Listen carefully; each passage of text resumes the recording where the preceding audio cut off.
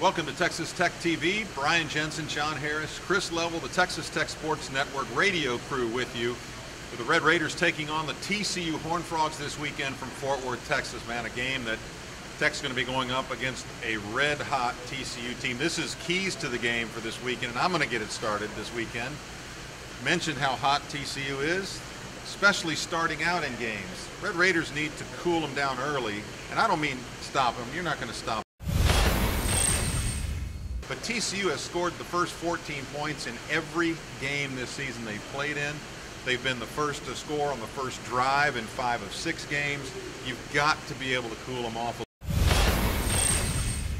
Because if you do, not many teams have been able to keep up with them. I don't think the Red Raiders can either.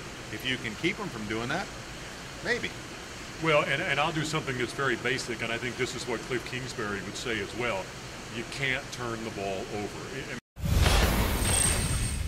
-8 in that category this season. TCU is +8 in taking it away.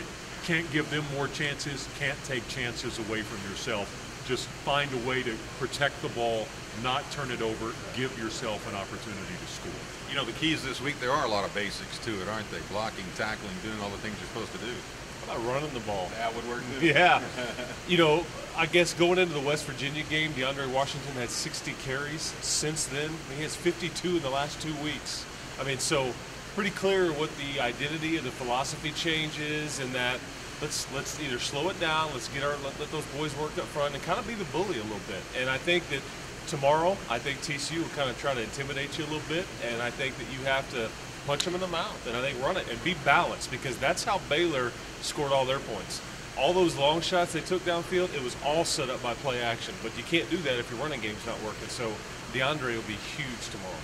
Or today, if you're watching it on Saturday. That's right. You know, that's the way the internet works, Mr. Internet Guy. Yeah.